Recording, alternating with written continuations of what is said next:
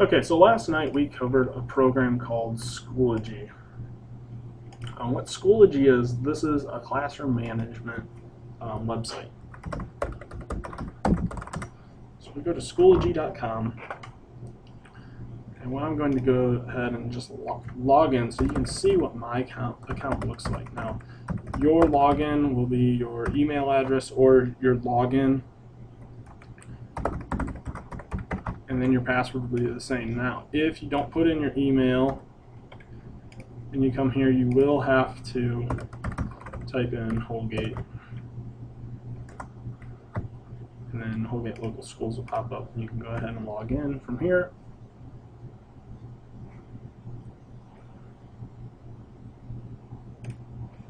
Once you log in, it has a Facebook-like layout to it if you're on Facebook. I'm going to just go through this briefly here, what we went through, and we're going to have more time to cover the Schoology in the future. The first thing you're going to want to do is go ahead and edit your profile. So account settings, and set this the way that you want. Please change your password right here.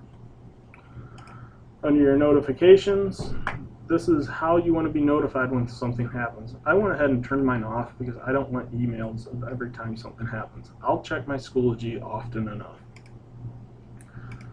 And then these are your privacy settings of who can see what. So I have it that any Schoology user, whether that another school or our school, can see my profile, and they can see my groups. So like, for example, my groups, I probably want to switch that over to our school only.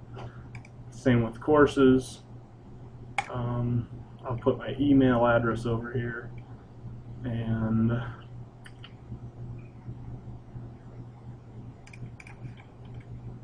I'll make it a little bit more private here. So I'll set it up so only other Schoology users can see my profile. And then I'm going to go ahead here and save the changes. So that's going to be the first thing you're going to want to change, is these three things. Let's just start off small. Last night, I think I overwhelmed everyone a little too much. What you're going to do first is you are going to create your courses. So you see I have a computer applications course here. The way you create a course, you just click create.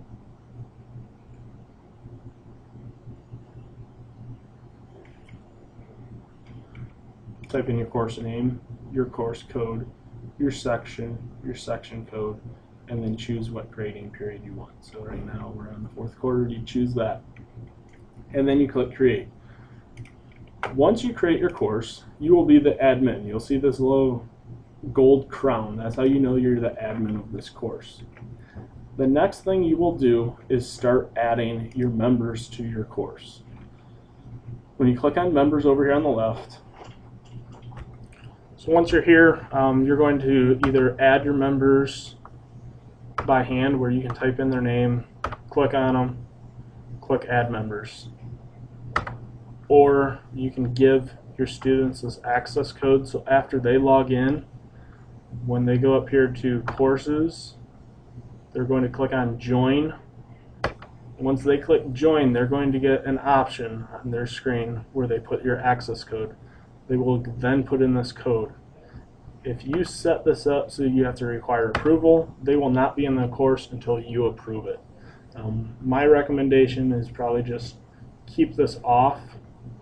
Have your students, do it during a lab time, and then reset this code, so then you don't have to worry about other people getting into your course. That's all we're going to cover for today. If you want, go ahead and just start messing around with this. You're not going to hurt it too much. The worst you can do is delete your own course. And I'd say the first thing you're going to want to do is on your home here,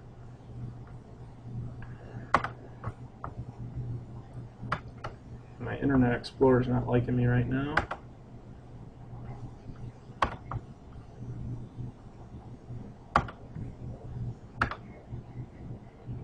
So when you go to your home, you can post an update, and then this will update in your profile. And you can do the same thing with your courses.